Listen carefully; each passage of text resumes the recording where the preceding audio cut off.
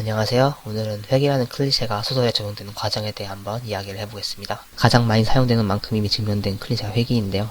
회계에 관한 기초적인 내용을 다루고 있으니까 지망생분들께서 글을 쓸 때 참고하셨으면 좋겠습니다. 먼저 회기 전과 회기 후를 나눠봤는데요. 이건 지난 1화를 쓴 영상에서 이야기를 한번 한 적이 있었는데, 회기 전에는 주인공이 현재 얼마나 무너졌는가, 무엇을 꿈꾸고 있었는가, 그 꿈이 왜 지금 이뤄질 수 없는가로 현재 주인공의 상황을 조성할 수 있겠고요. 그런 삶 속에서 자신이 무엇을 했는지를 그려주면 후에 기회가 주어졌을 때 어떤 발전 과정을 보여줄 수 있겠다라는 독자들에게 기대감을 심어줄 수 있겠죠. 그러면서 다시 회기 후에는 다시 주어진 상황에 대한 인지를 끝내고 이전과 다르게 무너졌던 상황들을 하나씩 처리하면서 꾸준히 발전하는 모습을 그려주는 게 가장 이상적인 회기 클리셰의 삶이라고 생각됩니다.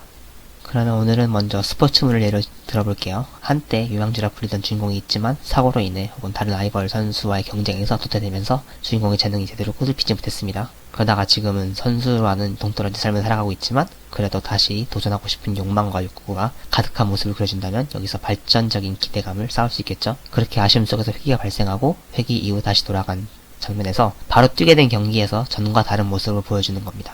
이렇게 되면 이제 여기서 또 자주 나오는 스포츠 클리셰가 예를 들어서 주인공은 신체가 원래 좋았으나 재능이 떨어진 선수였는데 회기를 통해서 그 부분이 어느 정도 보완된 게 경기 중에 드러나게 되는 거죠. 그걸 이제 감독이 보게 되고 저 녀석 뭔가 달라졌네 하는 거고, 상대팀 선수들도 약점으로 공격하다는 게 오히려 자신들에게 독이 되는 모습으로 작용하게 되면서 주인공에게 털리게 되고, 이렇게 되면 회기와 동시에 바로 발전하는 모습을 보여주면서 회기의 클리셰가 적용된 스포츠물의 본편으로 이어지게 되는 거죠. 이어서 레이드물 예시를 한번 꺼내볼게요. 본래 능력은 하위 티어인 주인공이 있습니다. 혹은 강해도 괜찮습니다. 어차피 주인공이 이번 장면에서 죽을 거니까요.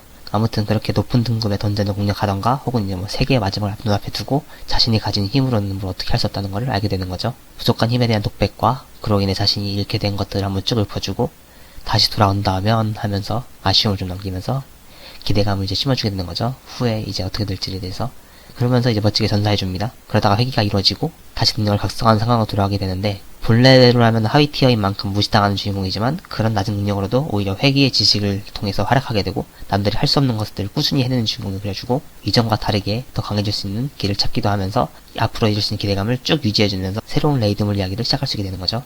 두 가지 소설을 예로 든 것은 장르는 다르지만 핵심적인 요소는 같다는 걸 알려드리기 위해서였습니다. 회기란 것이 효과적으로 독자들에게 먹히는 건 과거의 경험이 적용된 상황이라는 점, 그리고 과거의 경험과 지식으로 앞으로 일어날 일에 대한 예측이 가능하다는 점, 그리고 그로 인해서 발전한다는 점입니다.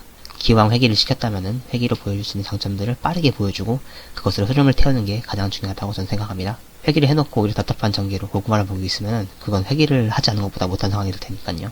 이후에는 이제 회기가 가져야 할 부수적인 조건들은 결국 주인공의 발전과 연관이 되어 있어야 한다는 거 꼭 잊지 마시고요.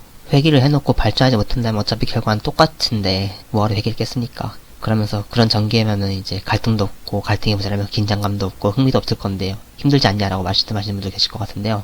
이제 달라진 미래에 대한 불규칙성을 부여하고 싶다면은 주인공이 성장함에 따라 자연스레 신분이 상승하고 그로 인해 발생하는 불규칙성을 갈등과 흥미로 유발하세요. 한마디로 이제 예측이 불가능한 불규칙성은 무작정 집어넣는 게 아니라 그것만으로도 기대가 될 때 넣어야 한다는 겁니다. 예를 들어서 느닷없이 상위 던전에 갔는데 갑자기 존나 센 몬스터가 나온다던가 이런 게 아니라 주인공이 겁나 강해져서 주변 인물들 중 굉장한 위인들이 이제 하나둘씩 주인공에게 다가오면서 발생하는 불규칙성, 그거에 대한 기대가 이제 불규칙적인 미래에 대한 기대성이겠죠. 그러면서 본격적인 이야기가 시작되는 상황부터는 기대감을 꺾는 전개도 가능하면 지양하시고요. 이야기 내에서 주인공은 계속해서 성장한다는 점, 이것도 한 번 더 강조해드리면서 오늘 영상 마치겠습니다.